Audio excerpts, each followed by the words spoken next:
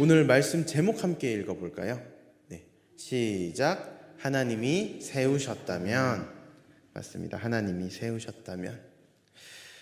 오늘 모이신 성도님들과 함께 나누고자 하는 말씀은요, 열왕기 상의 말씀입니다.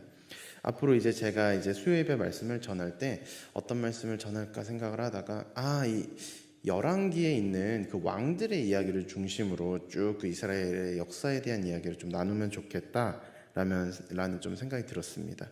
그래서 이 열왕기 상, 열왕기 하의 말씀을 좀 나누려고 하는데요. 사실 이 열왕기 상, 열왕기 하는요, 딱 이름에서부터 어떤 이야기인지 좀 느낌이 오실 거예요. 바로 왕들의 이야기죠. 이스라엘 왕들의 이야기. 그렇게 해서 저희 나라 조선왕조실록에 있는 그 왕들의 이야기처럼 이스라엘 왕들의 이야기를 통해서 이스라엘의 역사 이야기를 담고 있는 책입니다. 그래서 이스라엘 역사 중에서 되게 중요한 사건들이 뭐가 있었나, 또 중요한 인물들이 누가 있었나를 통해서 이스라엘의 역사를 알려주고 그 이스라엘의 역사 가운데 함께 하셨던 하나님의 이야기, 하나님은 어떤 분이신가, 이스라엘 왕들에게 행하셨던 하나님의 성품, 하나님의 말씀이 오늘도 동일하기 때문에 오늘날 우리에게는 어떻게 다가오고 오늘날 우리는 이 말씀을 통해 어떤 하나님을 만나고 배울 수 있는가, 이 부분을 좀 같이 나누고자 합니다.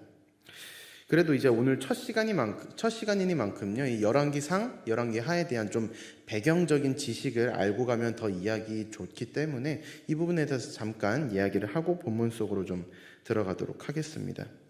저희가 가지고 있는 이 성경에는요, 열왕기 상이랑 하, 총 2권으로 열왕기 상하로 나눠져 있죠.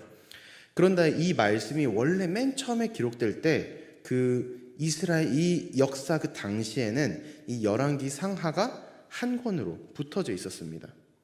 열왕기라고 불렀습니다. 그래서 열왕기. 근데 열왕기가 열왕기 상하로 나누어진 이유는 뭐냐? 원래 이 한 권으로도 적혀 있었던 책이에요. 근데 이 한 권으로 적혀 있을 때 원래 이스라엘 사람들이 쓰던 말, 그 히브리어로 적혀져 있었습니다. 근데 그 히브리어는 좀 독특한데, 히브리어는 글자를 쓸 때 모음을 쓰지 않아도 읽을 수 있었어요. 그냥 자음만 써도 된다는 거예요. 오늘 저희가 수요일이죠. 그래서 수요라고 쓴다면 시옷, 이응만 쓰면 되는 거예요. 근데 이게 한국어니까 받침이 모음이 밑에 들어가니까 그나마 길이가 차이가 없는 거지, 영어나 다른 글자들은 일자로 쓰기 때문에 모음이 빠지면 길이가 확 줄어들어 버립니다. 그래서 원래는 두루마리에 썼잖아요. 두루마리 하나에 모음을 빼고 자음만 적혀 있던 이 열왕기를 시간이 지나서 알렉산더 대왕 이후에 이걸 헬라어로, 그리스어로 번역을 하기 시작합니다. 신약 시대죠. 그때 이 히브리어로 적혀있던 열왕기를 헬라어로 번역을 하려고 보니까 모음이 없는 거예요. 근데 헬라어는 모음이 꼭 필요했거든요. 그래서 모음을 붙이기 시작합니다. 그럼 양이 늘어날까요? 줄어들까요? 엄청나게 늘어납니다. 게다가 그때 헬라어로 번역할 때 당시에도 이 히브리 성경은 과거에 쓰였던 성경이었어요. 그러니까 뭐가 필요할까요? 이때 이렇게 적힌 이유는 이렇기 때문이야, 이랬었기 때문이야, 이러한 배경이 있었기 때문이야 라고 설명을 넣었어야 됐어요. 그러니까 그 양이 또 늘어나는 거예요. 그러니까 원래 이 두루마리 이렇게 한 장에 탁 적혀 있던 게 한 장에 담을 수가 없어서 2장으로 나눠서 담게 됩니다. 그래서 열왕기가 뭐가 됐을까요? 열왕기 상, 열왕기 하가 됐대요. 그래서 그때 전통을 따라서 지금 있는 저희도 그 성경에서 열왕기 상이랑 열왕기 하로 분리해서 읽고 있는 거죠. 그래서 혹시나 여러분들이 열왕기 상하가 왜 여기서 끊어졌을까? 왜 여기서 끊어졌을까? 왜 열왕기 하는 여기서 시작할까? 어떤 의미일까? 이런 거 가지고 너무 깊이 들어가시지는 않았으면 좋겠어요. 분량 조절에 좀 어려움이 있었기 때문이다 라고 생각해 주시면 좋겠습니다. 또 열왕기서를 생각하면요, 드는 대표적인 궁금증이 하나 있는데, 열왕기 상하서 그 다음에 있는 게 역대기서거든요. 여러분들이 역대기서랑 열왕기 상하를 읽을 때 좀 궁금증이 들었던 적 없으세요? 이 둘의 내용이 어떤가요? 읽으셨던 분들은 아실 거예요. 되게 비슷하죠. 아예 겹치는 내용도 있어 보여요. 그러면은 이렇게 겹치고 비슷한데 왜 열왕기 상하가 따로 있고 역대기 상하가 따로 있을까? 라는 질문을 한 번쯤은 가져보셨을 거라고 생각해요. 이에 대한 대답은요, 열왕기서랑 그 역대기서는 쓰여진 의도가 다르고요, 그 관점이 다르기 때문이에요. 열왕기서는요, 이 이스라엘 민족이 멸망하고 포로로 잡혀갈 때 쓴 거예요. 그 잡혀가는 사람들을 위해서 쓴 거예요. 그럼 우리나라가 멸망했어. 내가 잡혀가는 사람들을 위해서 어떤 얘기를 해줘야 될까요? 우리가 왜 잡혀갔는지, 뭘 잘못해서 망했는지, 뭘 반성해야 되는지 뼈저리게 있는 그대로 잘못까지 하나하나 가감 없이 적나라하게 적어야 되는 거예요. 그게 바로 열왕기입니다. 그렇다면 역대상하는 언제 적힌 거냐면, 다음이요.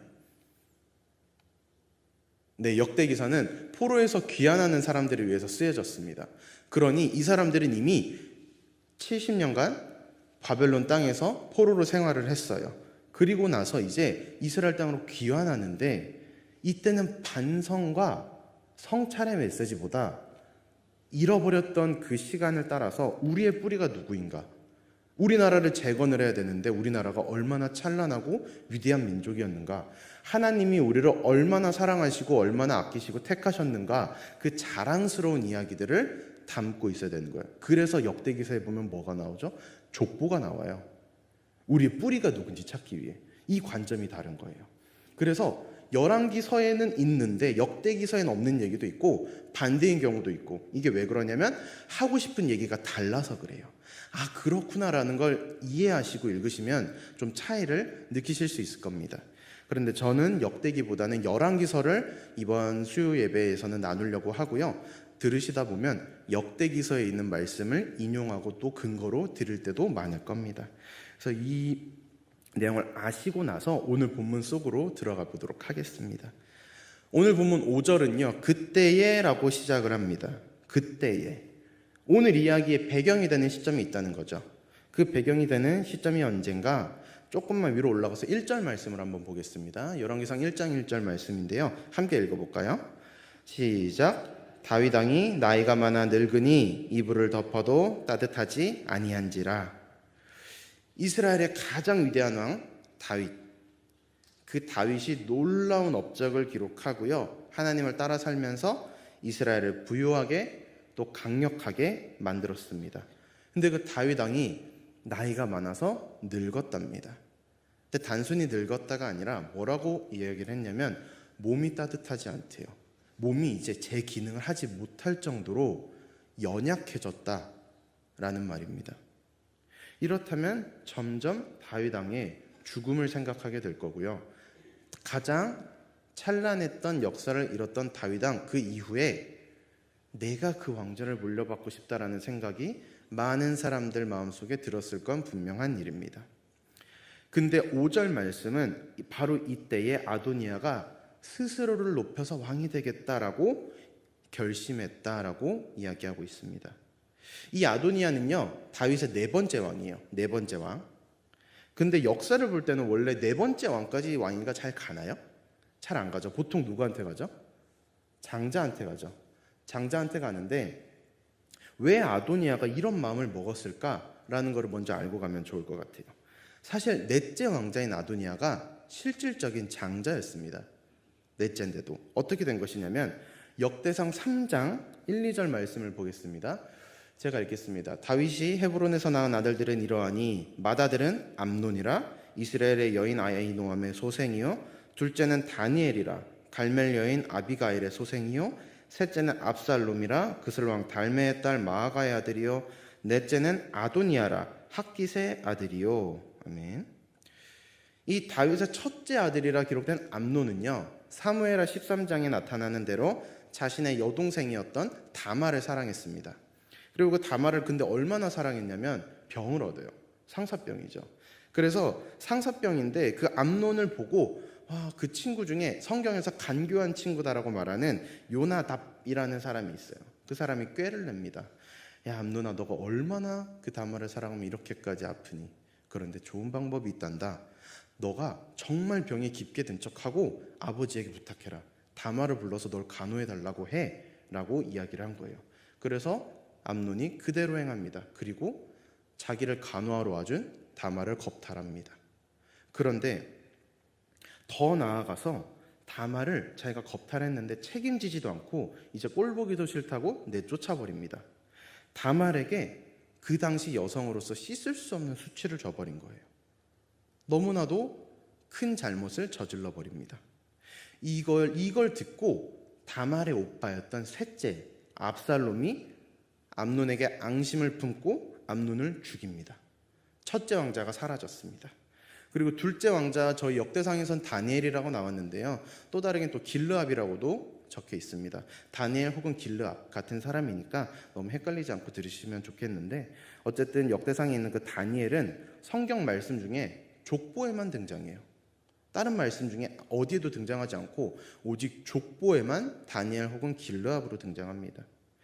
이 점으로 미뤄볼 때 많은 성경학자들은요, 이 다니엘이 어렸을 때 죽지 않았겠나, 아니면은 뭐 나와 있으니까 정확하게 뭐라고 말할 수는 없지만 적어도 왕위 계승과는 거리가 멀었던 인물이 아니겠는가 추측을 합니다. 그러니까 이렇게 왕자들의 이야기에서 쏙 빠져 있지 않았겠냐라고 이야기를 합니다. 그래서 이렇게 저희는 둘째까지 배제를 하도록 하겠습니다. 셋째 왕자 압살롬, 이 압살롬은요 첫째 왕 형 암논을 죽인 이후에 아버지 다윗에게 반역을 일으킵니다. 그래서 첫째부터 셋째까지 결국에 이 압살롬도 전투에서 죽게 되거든요. 그래서 첫째부터 셋째까지 모두 죽임을 당하고요. 결국 실질적인 장자는 넷째 아도니아가 된 거죠. 그래서 아도니아는요, 이러면 내가 장자인데 내가 당연히 왕이 돼야지 라고 생각하는 거죠. 어떻게 보면 되게 자연스러운 일이었겠죠. 근데 아도니아는요 되게 중요한 거를 하나 놓쳤습니다. 아도니아가 생각할 때 왕이 세워지는 기준은 태어난 순서였습니다. 태어난 순서. 근데 하나님의 기준이 달랐답니다. 하나님께서 이스라엘에게 율법을 주실 때요, 왕에 대한 율법도 주셨어요. 그 율법이 어디에 있냐면은 신명기 17장에 나와 있는데 여기에 하나님께서 왕을 세우시는 기준이 나타나요.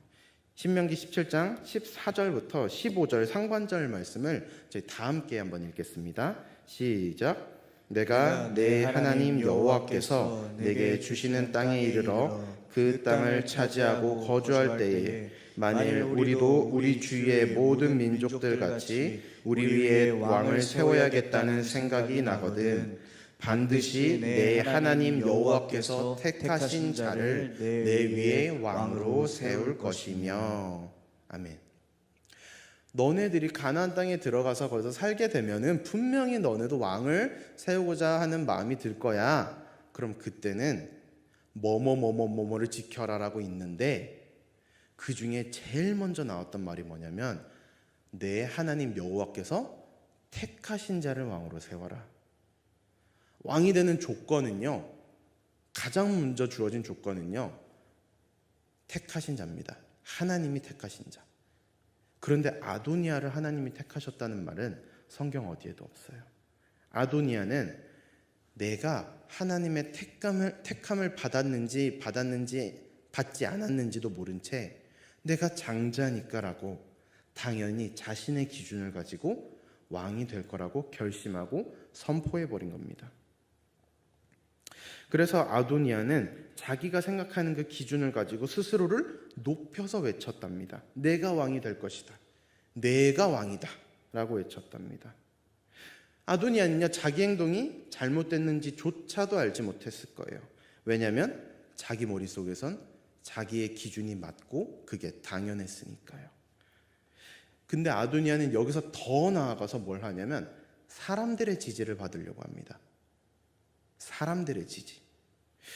사람들에게 내가 왕위를 계승하는 게 얼마나 정당한 건지 너네들이 인정해줘야 돼, 나를 대변해줘야 돼라고 잔치를 엽니다.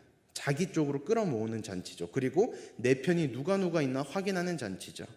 거기에 누가 왔냐면 대사장 아비아달, 군사령관 요압, 또 자신을 따르는 다윗의 또 다른 아들들을 모읍니다. 그리고 또 이 사람들을 모아서 아도니아가 왕이 될 걸 기대하면서 서로 축하하고 파티를 벌입니다. 아도니아가 왕이 되면 뭐 우리한테도 한 자리씩 오겠지 이렇게 얘기했겠죠. 그리고 기뻐했겠죠. 근데 이 소식을 들은 선지자 나단이요, 다윗의 부인인 밧세바에게 갑니다. 솔로몬의 어머니죠. 이 사실을 알립니다. 밧세바가 이 사실을 듣고요, 다윗에게 갑니다. 그리고 다윗 왕에게 가서 이 상황을 설명을 하고 솔로몬을 왕으로 세우겠다라는 그 약속을 지키라고 말합니다. 뒤이어 선지자 나단도 들어와서 동일한 얘기를 다윗 왕에게 합니다. 여기서 좀 질문이 하나 생겨요. 그러면 왜냐하면 아까 아도니아는 몇 번째 왕이라 했죠? 4번째. 근데 실질적인 장자라고 말씀드렸어요. 근데 솔로몬은요, 몇 번째 왕자냐면 10번째예요. 너무 차이가 많이 나죠. 위로 9명 형이 사라져야지 자기가 왕이 되는 거예요, 지금. 근데 대체 이 10번째 아들이 이스라엘의 왕이 되려면요, 조건은 딱 하나였어요.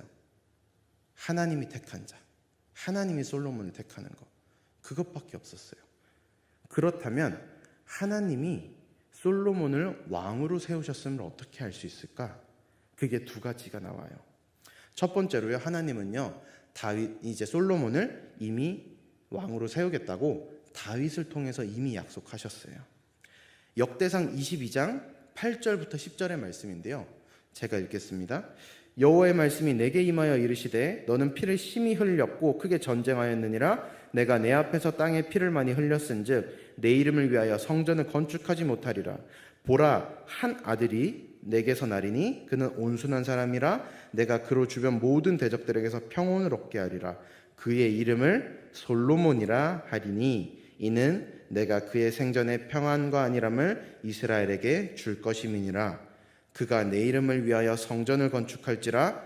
그는 내 아들이 되고 나는 그의 아버지가 되어 그 나라 왕위를 이스라엘 위에 굳게 세워 영원까지 이르게 하리라 하셨나니. 아멘.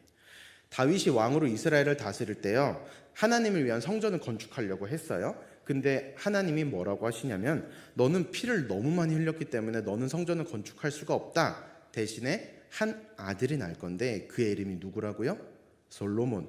그리고 그 솔로몬을 통해서 하나님이 솔로몬의 생전에 평안과 안일함을 이스라엘에 주고 그가 내 이름을 위하여 성전을 건축하고 그 나라 왕위를 이스라엘 위에 굳게 세워. 누가 왕이 된다는 걸까요? 솔로몬이 왕이 될 거다라고 하나님이 말씀하신 거죠. 그리고 솔로몬이 왕이 될 거라는 이 약속을 누가 또 알고 있었냐면, 오늘 좀 전에 읽었던 그 역대상 말씀에서 밧세바가 와서 다윗 왕에게 뭐라고 했죠? 내 아들 솔로몬이 왕이 될 거라는 그 약속을 지키십시오. 하나님의 약속을 기억하십시오. 다윗 왕이시여. 밧세바도 기억하고 다윗에게 상기시켰던 거죠. 또 이어서 하나님이 솔로몬을 왕으로 세우셨다는 걸 알 수 있는 2번째 사실은요, 그 아도니아를 위해 모인 사람들이랑 솔로몬을 위해 모인 사람들 이 두 그룹을 비교를 해보면 알 수가 있어요. 열왕기상 1장을 쭉 읽어보면요, 그 2 그룹이 나오는데요, 이 2 그룹 구성에 차이가 있습니다. 한번 띄워주시겠어요? 아도니아를 위해 모인 사람들은요, 대제사장 아비아달, 군사령관 요압, 왕자들, 솔로몬을 제외한 다른 왕자들이나 또 아도니아의 추종자들이었습니다. 근데 성경에 드러나는 또 솔로몬을 위해 모인 사람들은 대제사장 사독, 군사령관 브나야, 선지자 나단 또 등등이 있습니다. 여러분들은 여기서 어떠한 차이가 보이시나요? 중요한 한 인물이 솔로몬에게는 있고 아도니아에게는 없어요. 바로 선지자 나단이라는 선지자가 없어요. 솔로몬에게는 선지자 나단이 있었습니다. 근데 선지자가 있다는 건요, 바로 옆에서 하나님의 말씀을 들을 수 있다는 거예요. 지금 솔로몬이 하려 하는 행동, 선택, 결정에 대해 하나님이 어떻게 생각하시는지를 선지자를 통해, 대언자를 통해 들을 수 있다는 거예요. 그리고 또 중요한 것이 뭐냐면, 왕이 하나님이 세우신 존재임을 나타내는 행위가 뭐냐면 기름 부음이에요. 근데 이 기름을 누가 붓냐면 선지자가 붓습니다. 그 당시 하나님의 선지자가 붓습니다. 그래서 솔로몬은 왕으로 세워지고 나서 기름 부음을 받아요. 근데 아도니아는 성경에서 스스로 높였다라고 얘기합니다. 하나님이 택하신 게 누군지 분명히 나타나는 대목입니다. 아도니아는요, 하나님의 인정, 하나님의 지지를 구하지 않고요, 사람들의 인정, 사람들의 지지를 바랬습니다.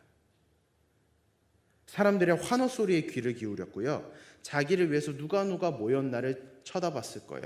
그리고 그 사람들이 얼마나 기분이 좋아졌는가, 이 사람들이 나를 배신하지 않겠지라는 거를 자꾸 보고 확인했을 거예요.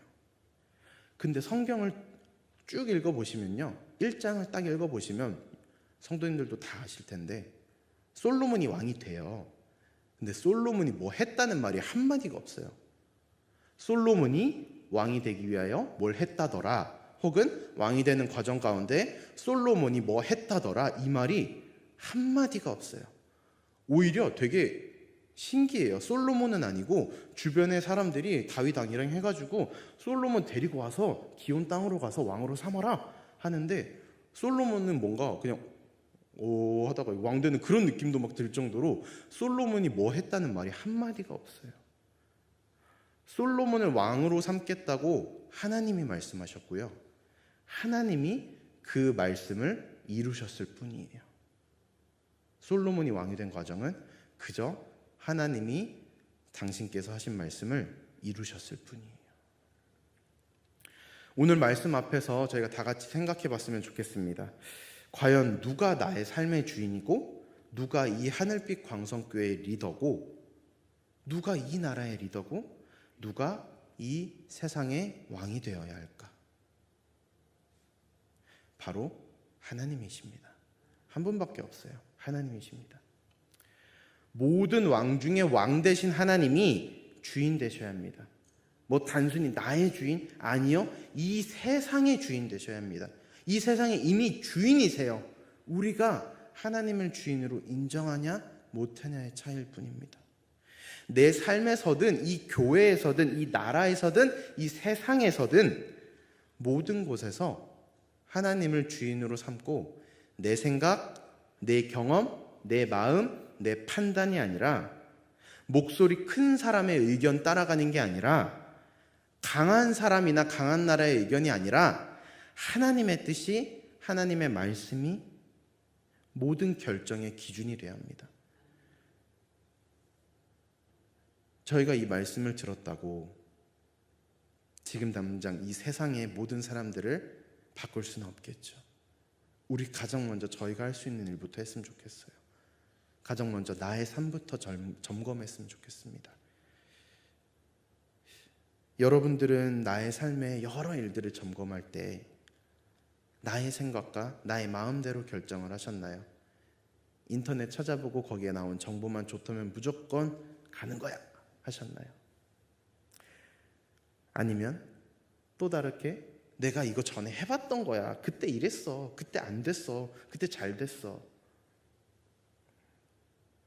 그 말로 내 경험에 의지해서 결정하셨나요? 나는 과연 하나님에게 얼마나 무릎을 꿇고 하나님의 말씀을 얼마나 구했는가 생각해 보면 좋겠습니다.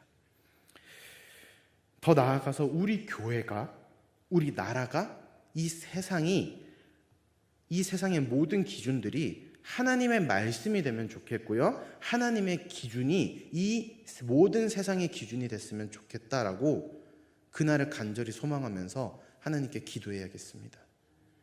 여러분, 하나님 사랑하세요? 하나님 두려워하세요? 그러면요, 이 세상의 왕좌가 내 앞에 있어도 만약에 그 왕좌가 더럽고 추악한 자리라면, 그 돈이요 추악한 돈이라면, 그 명예가 추악한 명예라면 포기할 수 있어야 합니다. 내가 진심으로 두려워하는 하나님이 그 모든 것보다 크시단 걸 믿는다면요. 왜냐하면 내 삶은 내 것이 아니기 때문입니다. 오직 내 삶은 하나님의 것이기 때문입니다. 하나님이 주인 되시기 때문입니다. 또 내가 살아가는 세상에 하나님이 세우신 지도자가 있어요. 하나님이 주인 되시는 것처럼 내가 살아가는 그 세상에도 하나님이 세우신 리더가 있어요.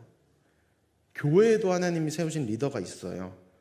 영적인 리더도 있고요. 부서나 팀을 이끄는 직분을 맡은 리더도 있어요. 리더를 세우는 입장에서도요. 리더를 세울 때 고민이 될 때가 있어요. 누가 봐도 훌륭하게 사람을 이끌고 일을 착착착착 딱 끝내는 사람들이 있고요. 사람들 뭐 이렇게 잘 이제 챙기고 막 전화도 자꾸 하고 하면서 뭔가 되게 잘하는 사람들이 있어요.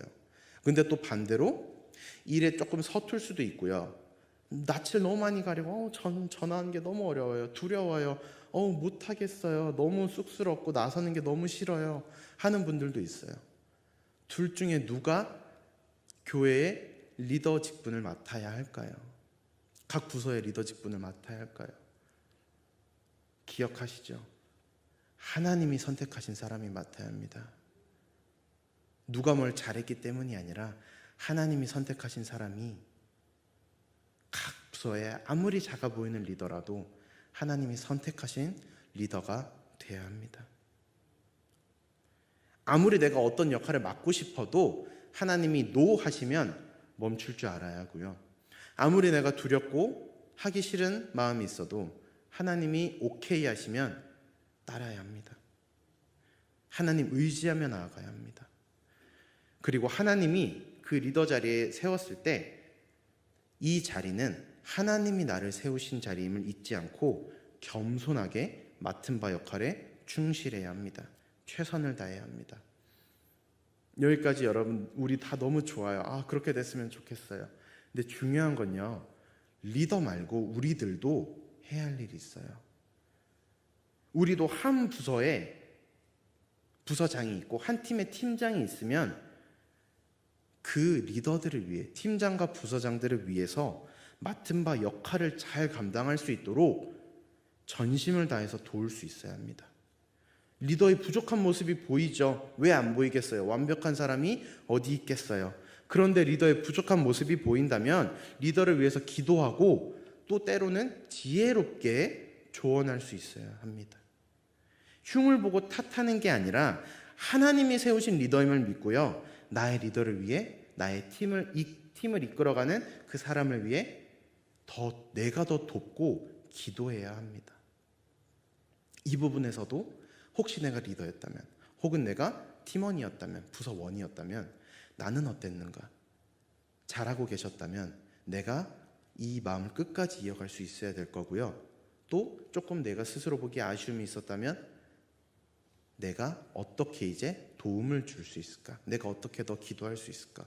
고민하고 실천하시는 모든 성도님들 됐으면 좋겠습니다. 오늘 말씀 5절은요. 아도니아가 자기를 위하여 병거와 기병과 호위병 50명을 준비했다라고 기록했어요. 말들과 군대들이요 아도니아를 호위하면서 가요 잔치자리로 나아갑니다. 음악을 올렸겠죠. 누가 봐도 위풍당당하고 화려했을 겁니다. 근데 이거와 대조적으로 33절은 뭐라고 기록하냐면 왕이 그들에게 이르되 너희는 너희 주의 신하들을 데리고 내 아들 솔로몬을 내 노새에 태우고 기온으로 인도하여 내려가고.